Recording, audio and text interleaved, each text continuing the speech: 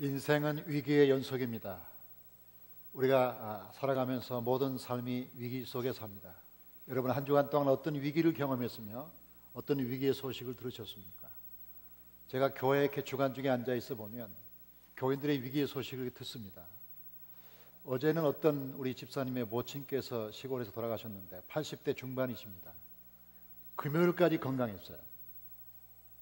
근데 어제 점심 때 어머니가 안 보이시는 거예요.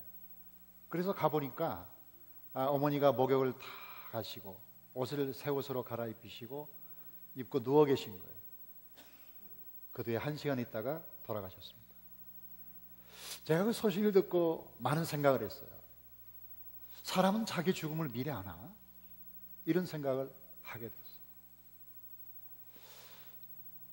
그 어머니가 돌아가셔서 얼마나 마음이 아프시겠어요. 갑자기 건강하신데 그렇게 돌아가셔서 얼마나 마음이 아프시겠어요. 위기죠. 저희 친구 목사님의 아들이 어제 장가를 갔는데 지난 주일에 우리 친구 목사님이 경미한 교통사고를 당했습니다. 심하지는 않았지만 기부스를 하고 자기 아들 결혼식에 갈 수밖에 없었다. 그 얘기를 들었습니다. 우리가 계속해서 살아가면서 위기와 위기 속에 살아갑니다. 이건 누구도 피할 수가 없는 거죠. 이 위기를 우리가 어떻게 잘 견디며 위기를 기회로 바꿀 것인가 하는 것이 우리의 과제입니다. 토요일마다 성경 공부하는데 토요일마다 성경 공부하는 그분 중에 한 분이 그런 이야기를 하는 거예요. 미국에 누님이 사시는데 누님에게 아주 예쁜 딸이 있었다. 눈에 넣어도 아프지 않을 딸이 있었는데 이 딸이 교통사고로 죽었답니다. 그래서 얼마나 마음을 아프게 아팠는지 그 부모가 고생하다가 결국 아프가니스탄 선교사로 갔다는 거예요. 그러니까 선교사를 가서 거기에 고아들, 학생들 많은 자녀들을 키웠는데 마치 잃어버린 딸처럼 키우다 보니까 굉장히 많은 자녀를 돌보는 그런 선교사가 됐다. 그러면서 하는 말이 소중한 것을 잃어버려서 소중한 분을 만났다. 이렇게 간증했다는 거예요. 자, 우리가 사는 건 위기를 피할 수가 없는데 어떻게 위기를 극복하며 위기를 잘 넘기면서 기회로 바꿀 수 있을까? 이제 우리 삶의 과제입니다. 자, 아마도 성경에 나오는 인물 중에 가장 위기를 많이 겪은 사람 중에 하나가 다윗이 아닐까. 왜냐하면 다윗은 6번이나 사울이 직접 죽이려고 했고 15번이나 그를 동굴로 광야로 몰아넣어서 그런 인생의 가장 큰 위기 속에 계속 살아왔습니다. 그 위기 속에서 오늘 경험한 위기가 다윗이 경험한 가장 큰 위기인데 그 위기가 뭔가 하면 그가 블레셋 사람들에게 항복해서 거기에 살게 된 것입니다. 이 다윗은 생각했습니다. 사울이 변하지 않아. 사울은 절대 변할 사람이 아니야. 그렇기 때문에 어떻게 하면 좋으냐? 피난 다닐 때는 다 다녀본 거예요. 아무리 멀리 가도 사울의 손아귀에 있는 거예요. 그래서 다윗이 생각할 때 이제는 내가 다른 데로 갈 데가 없으니까 블레셋 사람에게 항복하는 수밖에 없다. 블레셋 왕에게 항복해서 거기 숨는 수밖에 없다. 그래가지고 시글락이라고 하는 저 남쪽의 이스라엘 도시에 있는 블레셋 왕 아기스에게 거짓으로 항복해서 거기 들어가게 된 겁니다. 다윗과 그의 가족과 모든 백성들이 함께 시글락에 가서 항복하며 거기에 살았다는 거죠. 시글락이 어딘가 보시죠. 이 시글락은 지금의 네게브 지역의 브엘세바 지역에 있는 남쪽에 있는 도시로서 지금은 이렇게 평평한 그런 들판처럼 보이지만 과거에는 거기가 시글락 블레셋 사람이 살았던 땅이라고 알려지고 있습니다. 자, 저 땅에서 다윗이 항복에 살았는데 이게 얼마나 큰 문제입니까? 여러분, 우리가 살아가면서 많은 위기를 당합니다. 그 위기는 어디서 올까? 인간의 고통은 어디서 올까 하는 문제는 굉장히 심각한 질문입니다. 성경에 의하면 3가지 통로로 오는데 첫째로 하나님이 주시는 위기가 있습니다. 이 하나님이 주시는 위기, 인간을 연단하고 훈련하기 위해 주시는 하나님의 시험, 하나님의 위기가 있습니다. 또 하나의 위기는 마귀가 주는 시험인데 이것은 사람을 괴롭히고 막판에 죽이기 위해서 주는 마귀의 시험이 있죠. 그 다음에 3번째가 뭐냐면 우리가 실수해서 우리가 잘못해서 와지는 스스로 만든 위기가 있을 수가 있습니다. 야고보는 여기에 대해서 간단한 처방을 주는데 하나님이 주신 시험은 복종해라, 받아들여라. 마귀가 주는 시험은 대적하라. 그 다음에 우리가 실수로 와진 시험은 회개하라고 말하고 있습니다. 자, 그럼 다윗이 어떤 실수를 했나? 사울을 피하기 위해서 블레셋으로 숨었다. 굉장히 좋은 작전인데 결국 보니까 이 블레셋에게 숨어 보니까 더 큰 고통이 왔다는 거죠. 자, 우선 사울의 추격을 피하게 됐습니다. 27장 4절에 보니까 다윗이 가드에 도망한 것을 어떤 사람이 사울에게 전하며 사울이 다시는 그를 수색하지 아니하니라. 자, 블레셋 땅으로 도망갔기 때문에 사울이 원수의 땅에 올 리가 없죠. 이게 사울이 수색하지 않아서 다행이다 그런 생각했지만 그 평화는 오래가는 평화가 아니었습니다. 사울을 피할 수 있었지만 더 큰 불행이 있었는데 그게 뭐냐면 블레셋 왕이 다윗의 정체를 알아보고 다윗을 괴롭히기 시작한 겁니다. 그래 다윗을 이스라엘과 싸울 때 제일 최전선에 배치하는 거예요. 다윗을. 그래가지고 이스라엘과 싸우는 때 다윗이 제일 앞에 가서 자기 동족과 싸우게 만드는 거예요. 그럼 이스라엘 왕으로 기름 부음 받은 다윗이 자기 동족을 칠 이유가 뭡니까? 자기 동족을 죽이려고 왕이 된 겁니까? 아니잖아요. 그런데 어쩔 수가 없는 거예요. 블레셋 땅에 살기 위해서는 별 수 없이 블레셋 왕의 기분을 좋게 해야 되기 때문에 이 이스라엘과 싸울 때 멀리 바라보면 자기 동족이 보이는데 자기 동족을 죽이는 이런 엄청난 사건 앞에 서면서 내가 이러려고 왕이 됐나 하는 자괴심에 빠지게 되고 더 큰 문제는 뭐냐면 늘 이 블레셋 왕에게 거짓말할 수밖에 없어요. 왜요? 블레셋 왕이 오늘 어디가 싸웠어? 예, 유다 지역에 싸웠습니다. 그래요? 내일은요? 예, 베냐민 지파 그 시골을 공격할 겁니다. 그래요? 열심히 하세요. 아니 이런 상태가 되었으니까 이게 원수 블레셋 사람의 갑을관계로 말하면 을이 돼가지고 그 밑에 복종하는 사람이 되었습니다. 이거 어떻게 이렇게 됐나? 아무리 생각해도 다윗이 이해할 수 없는 자기 자신의 삶에 정말 안타까움을 느낄 수밖에 없는 관계가 되었다는 거죠. 더 큰 문제는 뭐냐? 더 큰 문제는 결국 이 이스라엘과 싸움에 있어서 다윗이 전쟁에 나갔는데 아말렉이라는 사막 족속이 쳐들어와서 시글락을 불태우고 모든 이스라엘 족속들을 다 노예로 잡아간 겁니다. 그러니까 산 넘어 산이고 첩첩산중 진퇴양난 어떻게 해볼 수가 없는 위기 속에 빠진 겁니다. 자기 한 사람 안전하기 위해서 블레셋을 택했지만 그것이 더 큰 고통을 가져와서 자기 동족까지 죽어야 되는 그런 상황에 직면한 다윗. 어떻게 문제를 풀어야 될까? 이 문제를 어떻게 풀어야 되나 다윗은 고민하고 고민할 수밖에 없었습니다. 다윗이 많이 고민하면서 발견한 것은 내가 기도하지 않았구나. 내가 기도하지 않았습니다라는 걸 발견하게 됩니다. 다 같이 내가 기도하지 않았습니다. 자, 여기 성경 보니까 27장 1절에 보니까 다윗이 그 마음에 생각하기를 27장 1절입니다. 이거는 다윗이 블레셋 사람에게 항복하려고 들어갈 때 결단한 것인데 그 결단이 뭐냐면 다윗이 그 마음에 생각하기를, 기도하기를 하는 게 아니라 생각하기를 한 겁니다. 여러분 생각이 좋은 거지만 우리의 생각이라는 것은 혼의 작용이 아닙니까? 이 인간의 이 생각이라는 것은 대개 자기 안전, 자기 보호, 자기 평안, 자기 성취 다 자아가 중심에 있죠. 생각이라는 건 다 자기 잘 되기 위해서 하는 거 아닙니까? 그렇잖아요.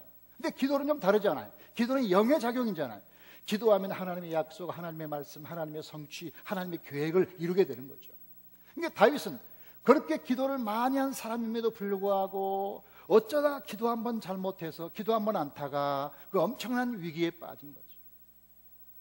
여러분 정말 영적 생활이라는 것은 이 정도면 됐다는 수준은 없는 거예요. 내가 이 정도 기도하면 충분하다 그럴 사람은 없다고 봐요. 이 다윗이 얼마나 기도를 많이 했겠어요? 계속 기도했죠. 계속 기도했는데 그날따라 기도하지 않고 결정한 그 사건 때문에 두고두고 후회가 되고 마음이 아프게 되었습니다. 이거 어떻게 하면 좋습니까? 여러분 우리가 영적 생활을 하면서 열심히 기도하시죠. 열심히 기도하고 살지만 어쩌다 한 번 안 한 그것 때문에 사고가 나잖아요. 어쩌다 한 번 안 한 거 그것 때문에 늘 문제가 생기잖아요. 목회자인 저도 그런 것 같아요. 9번 잘하다가도 한 번 잘못하면 그것 때문에 시험에 들고 문제가 생긴다. 그래서 늘 목회자의 고백이 뭐냐면 이 교회의 문제는 목회자의 문제구나. 목회자의 영적 상태를 그대로 보여주는구나. 교회가 어렵다는 말은 목회자가 어렵다는 것이다. 결국 내가 기도하지 않아서 그렇다 라는 느낌을 늘 받는다는 거죠. 이게 교인들의 문제가 아니다. 이건 내 영적 상태를 보여주는 거다. 그래서 어떤 문제가 있으면 주님 제 잘못입니다. 제 책임입니다. 제가 기도하지 않아서 잠시 게을러서 잠시 교만해서 이런 상태가 왔습니다. 다 제 잘못입니다. 이런 고백을 할 수밖에 없다. 여러분 성경에 보면 하나님의 사람들이 늘 기도하지만 어쩌다 기도 한번 안타가 많은 위기를 경험하죠. 아브라함 얼마나 기도의 사람입니까? 그런데 이 사람이 예굽에 내려가 2번 내려갔잖아요. 기도하지 않고 내려갔어요. 내려가서 자기 아내를 누이라고 속이는 사건이 벌어지지 않습니까? 여러분, 아브라함과 롯이 땅을 갈라지면서 롯은 소돔 땅을 선택했잖아요. 보기 좋으니까. 기도 안 하고 소돔 땅 선택하다가 소돔에서 죽지 않아요. 여러분, 여호수아 보세요. 여호수아가 그렇게 기도하는 사람임에도 불구하고 여호와께 묻지 않고 기본 족속을 받아들여가지고 그 기본 족속의 거짓 항목을 몰라보고 받아들였다가 화근이 되어서 두고두고 이스라엘 민족의 어려움을 겪잖아요. 저는 모세를 보고 많이 위로를 받아요. 모세 같은 위대한 믿음의 사람도 하나님이 반석을 향하여 명하여 물을 내게 하라 했는데 이 모세가 반석을 2번 치지 않습니까? 그러면 백성들을 저주합니다. 이게 기도하는 사람이 가끔 이렇게 실수한다. 이렇게 기도를 잘하가도 어쩌다 한번 기도 안 하면 이런 어려움을 겪게 된다. 저는 바울 사도의 사건을 보면서 이 기도가 얼마나 중요하다는 것을 알게 됐어요. 사도행전 27장과 28장에 보면 이 바울 사도가 많은 죄수들이 로마로 끌려가지 않습니까? 소위 제4차 전도 여행이라고 불립니다. 배를 타고 가는데 엄청난 풍랑을 만나서 다 죽을 뻔한 사건이 나옵니다. 그럼 왜 이런 위기가 왔는가 하고 보니까 27장에서 이 베닉스라는 항구에 도착한 거예요. 이 항구에 도착하니까 겨울이에요. 이 겨울을 나고 갈 거냐 아니면 바로 가야 되느냐 하는 문제 가지고 내부적인 문제가 생겨나게 된 거죠. 이때 바울이 기도하다가 여기 머물러야 됩니다. 머물러야 된다는 그런 얘기를 했는데 사람들은 전부 바울의 말을 안 들으면 투표를 해보자. 투표. 갈 거냐 말 거냐 그거 투표를 했는데 사람들이 전부 떠나자는 거예요. 그래서 사람들의 말을 듣고 떠났는데 지중해에서 유라굴라라는 풍랑을 만났지 않습니까? 빼도 박도 못하게 됐어요. 오도 가도 못하게 된 거예요. 진퇴양난. 그런 상황에 도달하게 된 이유가 뭐냐면 하나님이 주시는 그 기도의 음성보다는 사람들의 수가 많으면 그게 옳은 줄 알고 사람들은 되게 그걸 따라가거든요. 그걸 따라가다 보니까 잘못되는 경우가 참 많다는 거예요. 저는 아나니아 삽비라 얘기를 통해서도 많은 걸 배워요. 이 삽비라란 말이 사파이어잖아요. 얼마나 예쁘면 사파이어 삽비라라고 부르겠어요. 믿음도 예쁘고. 근데 이 사도행전 2장에 보니까 성령이 강림할 때 거기 있었고 베드로가 설교할 때 그 설교를 들었죠. 굉장히 믿음의 사람이죠. 밭을 파는 데까지 성공했죠. 밭을 팔아서 하나님께 바치는 과정에서 이 기도를 빠뜨린 거야. 그러니까 잠시 게으르고 잠시 나태하다가 그냥 자기 욕심이 생겨가지고 안 마치다 보니까 두 사람이 죽고 말았죠. 이게 참 중요하다는 거죠. 우리의 삶의 모든 부분에서 끝까지 기도하는 게 필요한데 이게 성경이 뭐라고 말합니까? 쉬지 말고 기도하라. 다 같이 쉬지 말고 기도하라. 왜 그런 말을 했을까를 지금 생각해 보면 언제 무슨 일이 있을지 모른다는 거예요. 우리가 쉬는 사이에 어떤 사건이 있을지 모르니까 쉬지 말고 기도하라고 성경이 말하고 있다. 무시로 성령 안에서 기도하라. 이 무시는 언제든지잖아요. 아무 때나 기도하라는 거죠. 왜 그래요? 언제 무슨 일이 있을지 모른다는 거죠. 항상 기도에 힘쓰고 사도 바울의 말이 항상, 왜 항상입니까? 이건 언제 무슨 일이 있을지 모른다. 늘 긴장을 풀지 말아라. 그런 얘기죠. 이 사무엘이 했던 말 중에 좋은 게 뭐냐면 주님 제가 기도를 쉬는 죄를 범치 않게 하옵소서. 따라합시다. 주여 기도를 쉬는 죄를 범치 말게 하옵소서. 왜 기도를 쉬는 게 죄일까를 생각을 많이 해봐요. 죄라는 게 뭐 사람 때리는 거고 물건 훔친 거 사람 죽이는 건데 아니 기도 안 된다고 무슨 죄냐 그런 생각하는데 여러분 기도하고 사람을 때려요? 기도한 다음에 사람을 때릴 수가 있어요? 기도를 세게 한 다음에 사람을 죽이기로 결심해요? 그런 일은 없어요. 기도를 하면 그런 일이 안 일어나요. 그러니까 기도를 안 하니까 그런 일이 일어난 거예요. 그러므로 기도하지 않는 게 죄라는 뜻이라는 거죠. 우리가 항상 긴장하고 깨어서 기도하는 성도가 되기를 주의 이름으로 축복합니다. 이 다윗은 자기가 기도하지 않는 걸 깨달았어요. 그래서 어떻게 하면 좋을까 하다가 기도하기로 마음먹고 찾아간 사람이 누구냐면 아비아달 제사장이에요. 이 아비아달 제사장은 누구냐면 아히멜렉의 아들이었어요. 이 아히멜렉이 누구냐면 이 다윗이 첫 번째로 피했던 놉당의 성소의 제사장이죠. 이 사람을 사울이 죽였잖아요. 사울이 죽인 다음에 그 아들이 제사장이 된 거예요. 그게 아비아달이에요. 그에 가서 제사장님 지금 제가 절체절명의 위기에 빠졌지 않습니까? 지금 보세요. 지금 제가 지금 이스라엘의 왕인데 지금 블레셋 신하처럼 살아야 되고요. 그 다음에 우리 백성 다 잡혀갖고 살아나 죽어나도 모르는 상황이 있습니다. 어찌하면 좋습니까? 제사장님 저를 위해서 기도해 주세요 라고 부탁했더니 이 아비아달 제사장이 간절히 기도해서 위로하기를 지금 쫓아가면 아말렉을 만날 것이요 반드시 되찾을 것이니까 용기를 내세요 힘을 내세요 하고 아비아달이 말해줬다는 거죠. 여러분 최고의 겸손은 기도를 부탁하는 것이고요 최고의 사랑은 기도에 해주는 겁니다. 따라합시다. 최고의 겸손은 기도를 부탁하는 것이고, 최고의 사랑은 대신 기도해 주는 것이다. 우리는 남에게 기도를 부탁하는 걸 조금 더 좀 미안하게 생각하고 조금 더 좀 미안하게, 죄송하게 생각할 때가 많아요. 그건 그렇지가 않아요. 기도를 부탁하지 않는 게 교만이에요. 기도를 부탁한다는 말은 내가 다 할 수 없으니 하나님이 하실 수 있으니 기도해 달라는 겸손함의 고백이에요. 그래, 아비아들에게 기도를 부탁했더니 아비아들이 권면과 희망으로 말씀을 주십니다. 여러분, 이 세상에 많은 친구가 있지만 기도하는 친구가 많아지길 바랍니다. 우리 최고의 친구는 기도의 동역자, 기도의 친구들이죠. 기도의 친구들. 그 말을 듣고 이 다윗이 힘을 얻고 600명을 데리고 부솔 시내로 들어가는데, 아말렉을 추격하는 과정에 이 시내가를 지나가야 됩니다. 이 부솔 시내를 보시죠. 자, 부솔 시내 간판이 보이고 조금 더 가면 거기에 시내가가 보이는데, 이 숲속이, 이게 바로 이스라엘의 부솔 시내라고 합니다.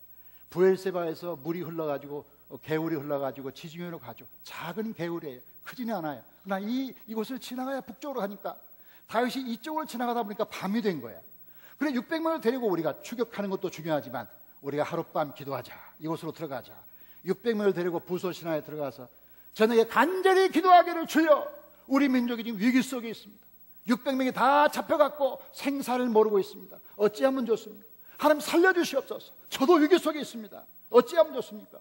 하고 간절히 기도했는데, 재미있는 것은 그 다음날 아침에 다윗이 600명을 다 점호를 시작했어요. 세워놓고 한 명 한 명 점호했는데 400명은 완전히 피곤해서 해방됐어요. 완전히 회복됐어요. 200명은 아직도 눈이 까풀까풀해가지고 잠자고 있어요. 아직도 회복이 안 된 거야. 그래서 다윗은 회복된 사람 400명만 데리고 아말렉을 추격한 거예요. 그래서 결국은 이스라엘 자손들을 다 데리고 왔다는 거죠.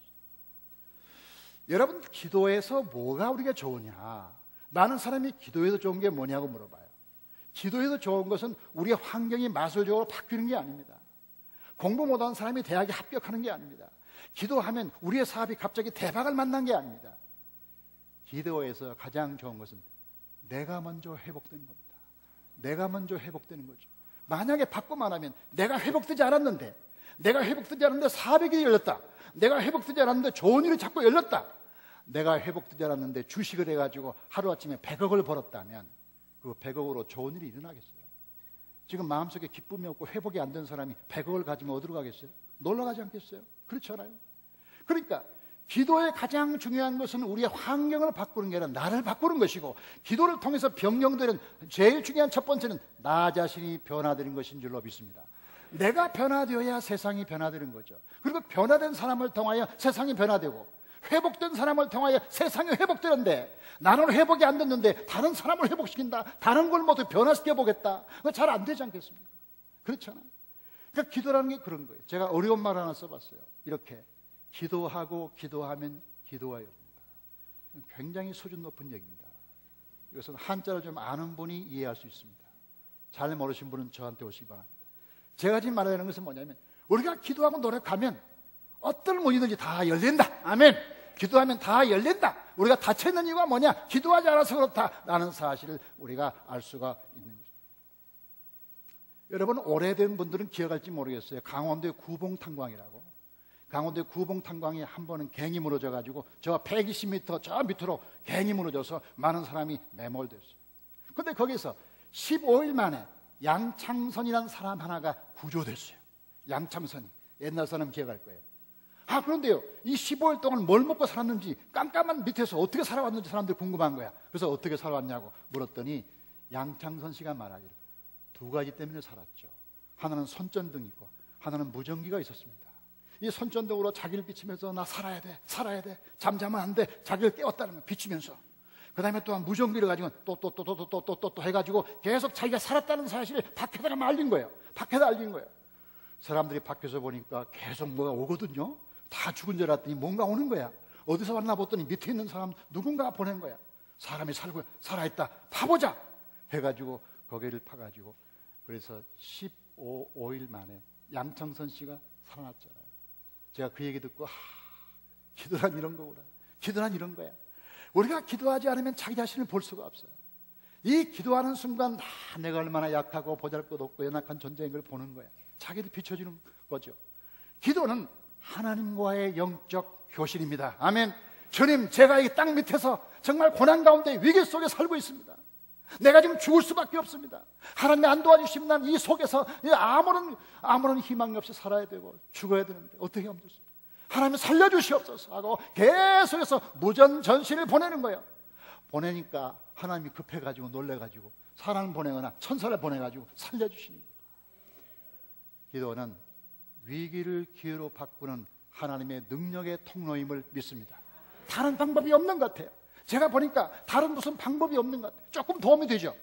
조금 도움이 되지만 우리가 기도하면 하나님의 무선전신을 받으시고 다 도와주시고 은혜를 주실 줄로 믿습니다.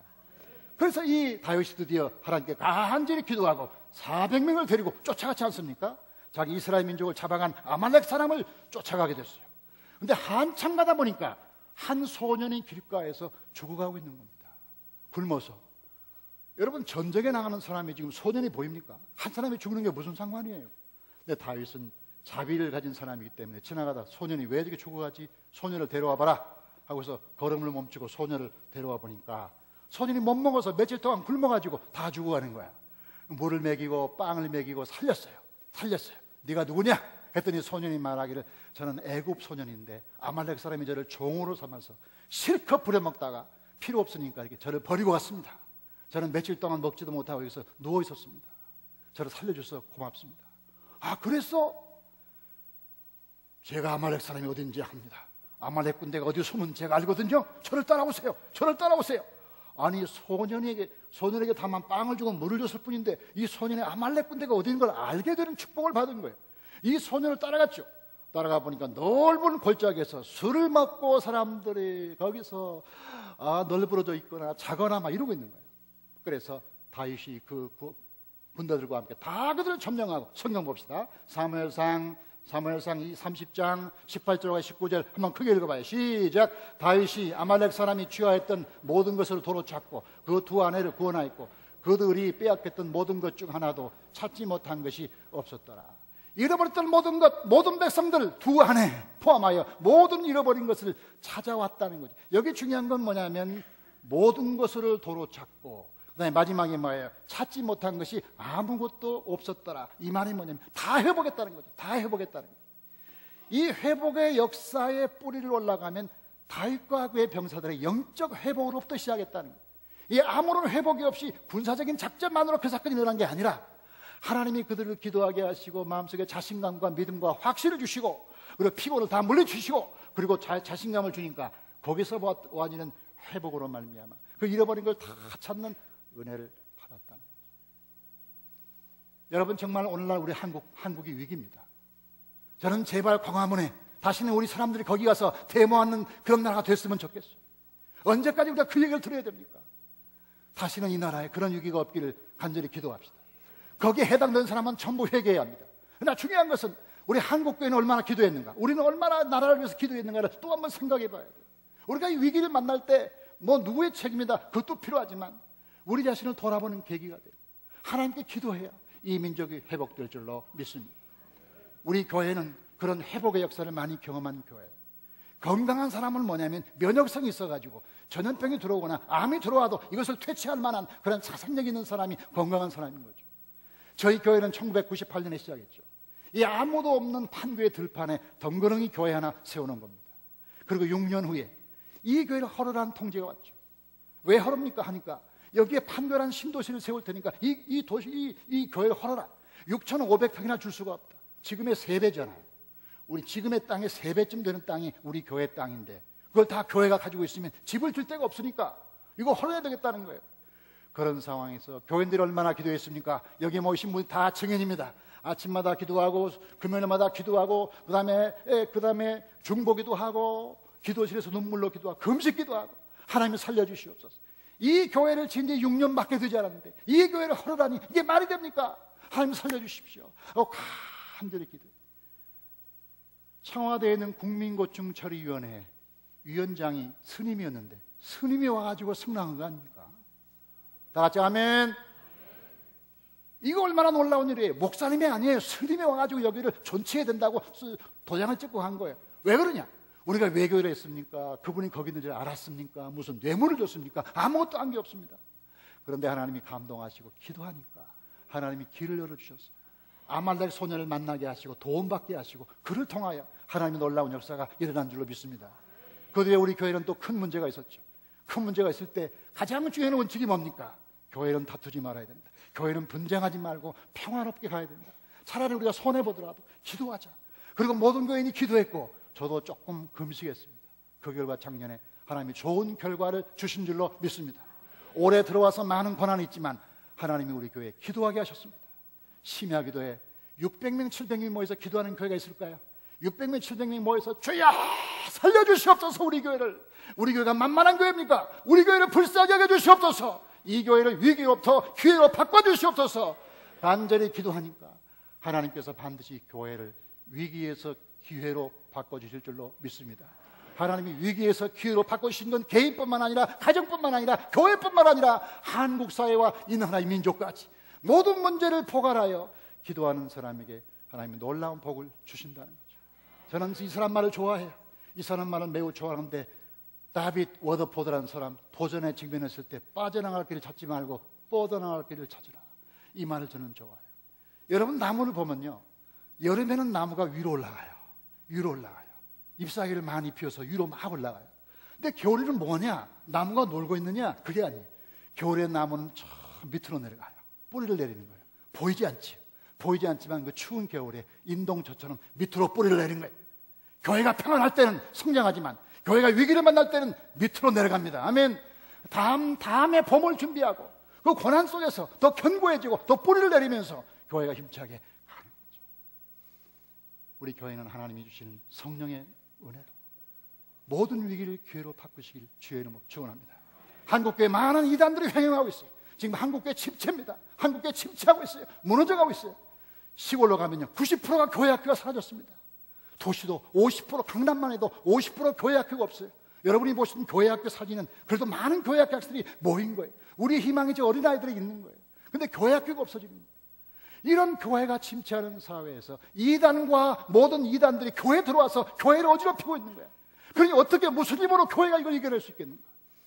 하나님께 기도하면 이 모든 문제를 해결할 수 있을 줄로 믿습니다. 다른 방법이 없는 거예요. 위기를 기회로 바꾸는 힘은 하나님께 기도하고 엎드린 교회만, 엎드린 성도에게만 하나님이 그 축복을 주실 줄로 믿습니다.